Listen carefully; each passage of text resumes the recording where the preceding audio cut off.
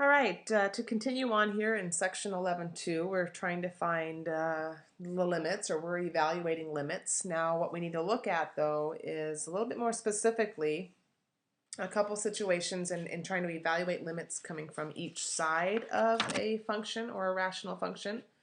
In this case right now, I'm gonna show you how to use your calculator to do this. You're gonna graph in your calculator, so of course you're gonna type in your functions on in Y1. And these would be non-algebraic functions, so trigonometric functions. This is probably when you're going to want to do this. And so in that case also, you need to make sure that you are in radians. Otherwise you won't see the right representation of the graph. You can use your table feature, or you can use the graph and trace. All right, so the first thing that we need to do is I need to have you put this into your calculator, just the function, or just this expression here, 1 minus cosine x over x. Use parentheses. So into y1, parenthesis, 1 minus cosine of x over x. So graph that, and make sure that you're in radians.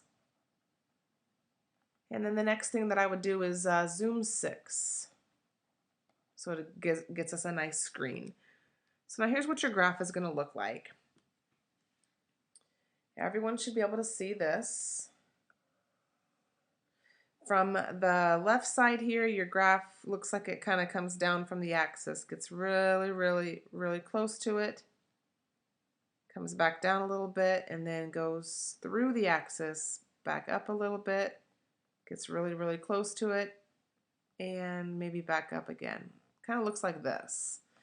Now we don't really know exactly what's going to happen past that, and nor do we care, because the limit is asking us, well, what happens when x approaches 0?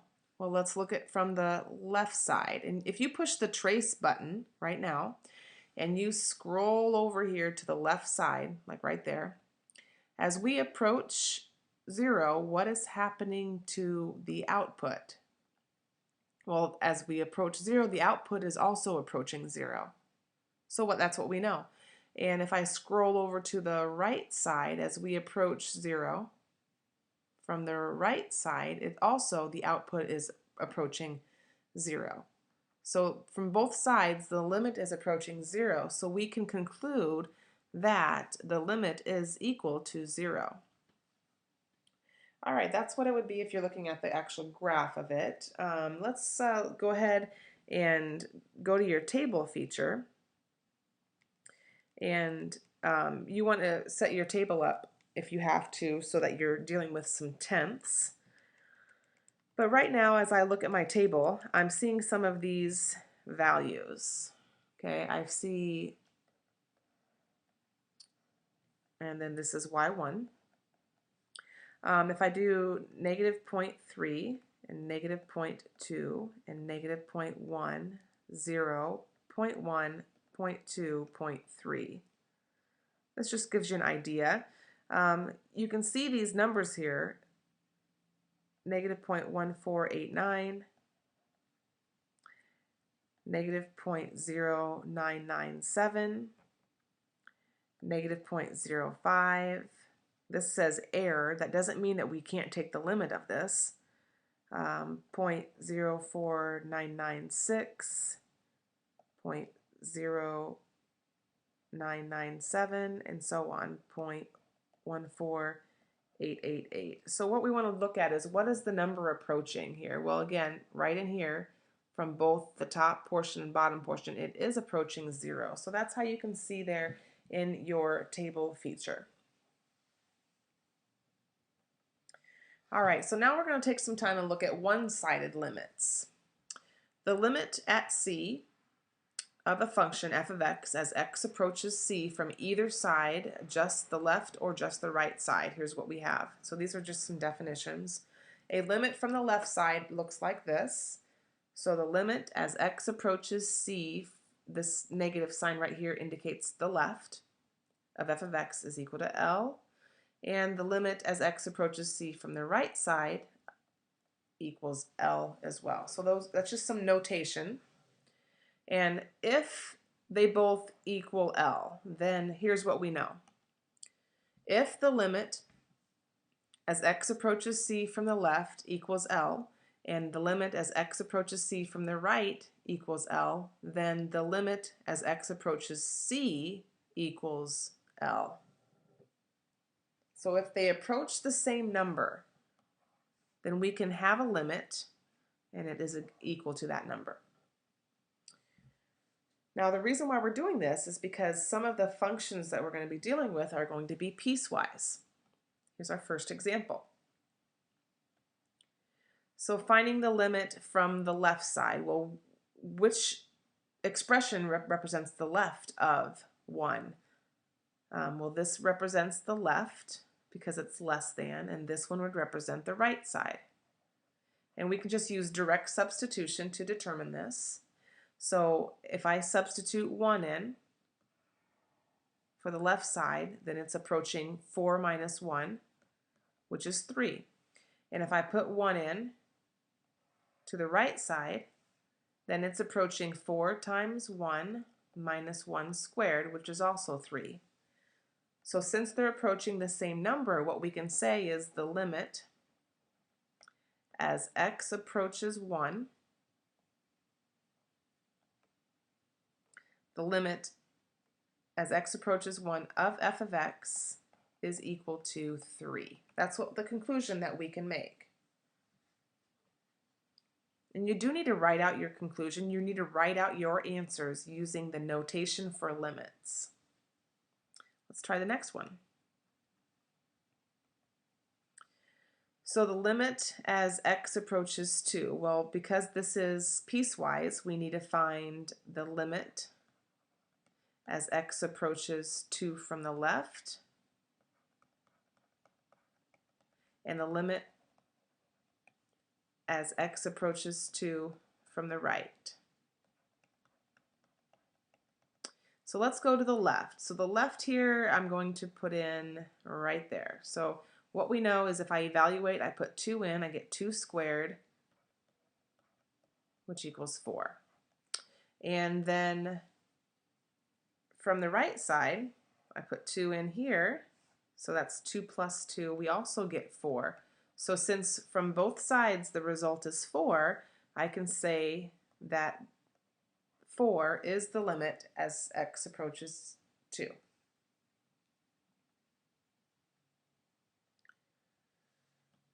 All right, now in this next example, you see here we have an absolute value. And with absolute value, we need to create a piecewise function. So the limit as x approaches 2 of this piecewise function, remember how we do this. First of all, we drop off our parentheses and we assume for those x values that are greater than 2. And I'm doing greater than 2 because that's what the limit is asking here. And then we do the opposite of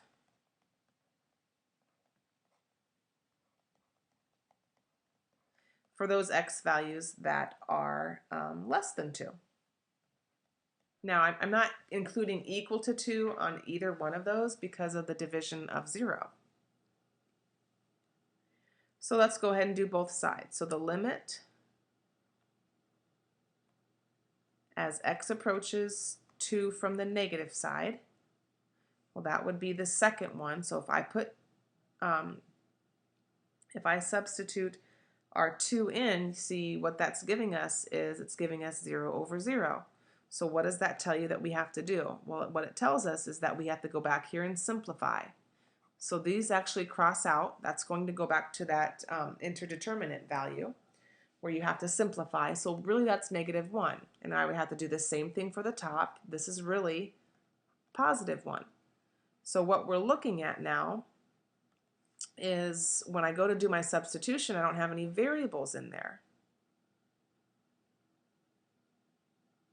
So the limit is going to just equal, get this right pen here, the limit as x goes to 2 of from the left side of -1, well, that just equals -1.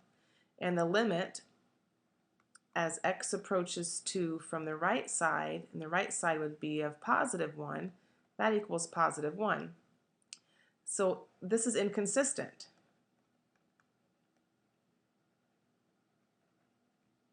The limit does not approach the same number from the left and to the right. So we need to make the conclusion that the limit as x approaches 2 of the function does not exist.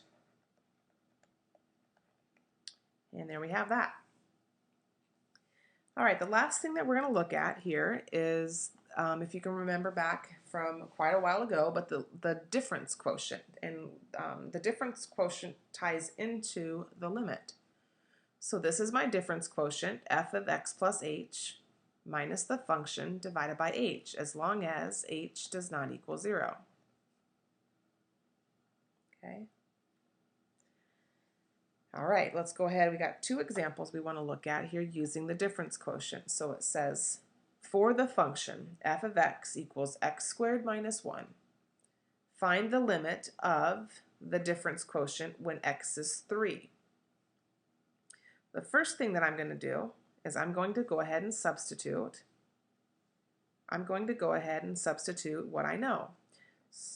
So we got to do f of 3 plus h. So 3 plus h goes here. So it's 3 plus h squared minus 1.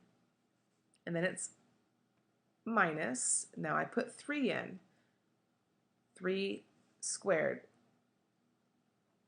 9 minus 1, all divided by h. So all I've done is I've substituted. I put 3 plus h in, and when I did that, I get this. And then I'm going to subtract, and then I put 3 in. And when I do that, I get 9 minus 1. So those are the top parts divided by h. Now we need to FOIL. 3 plus h squared would be 9 plus 6h plus h squared minus 1 minus, and 9 minus 1 is 8. All over h. So this equals, I'm going to simplify this now, h squared, 9 minus 1 is 8, minus 8 is 0, plus 6h all over h. We can simplify because I can take an h out. H plus 6 all over h. The h's are going to cancel, so we are left with h plus 6. So now here's how we answer the question. The limit as h approaches 0 of h plus 6 is equal to 6. So I put 0 in. 0 plus 6 equals 6. In order for us to do this, you have to simplify the difference quotient and divide by your h. So the answer to this is 6. Let's try another one. So the first thing I'm going to do is substitute. This would look like 1 plus h to the second minus 1 plus h minus, now I'm going to put 1 in, and if I put 1 in, I get 1 squared minus 1, which is 0, over h. So let's map this out. This right here corresponds to all of this. And this right here corresponds to this. FOIL 1 plus 2h plus h squared minus 1 minus h, and then minus 0 over h. So this equals, the 1's cancel, 2h minus h is h. So I've got h plus h squared over h. Take an h out, 1 plus h over h, cancel out your h's, 1 plus h. So we're looking at the limit as h approaches 0 of 1 plus h. The answer is 1 plus 0. Now substitute, so 1. All right, last thing here is that direct substitution into the difference quotient always produces the 0 over 0.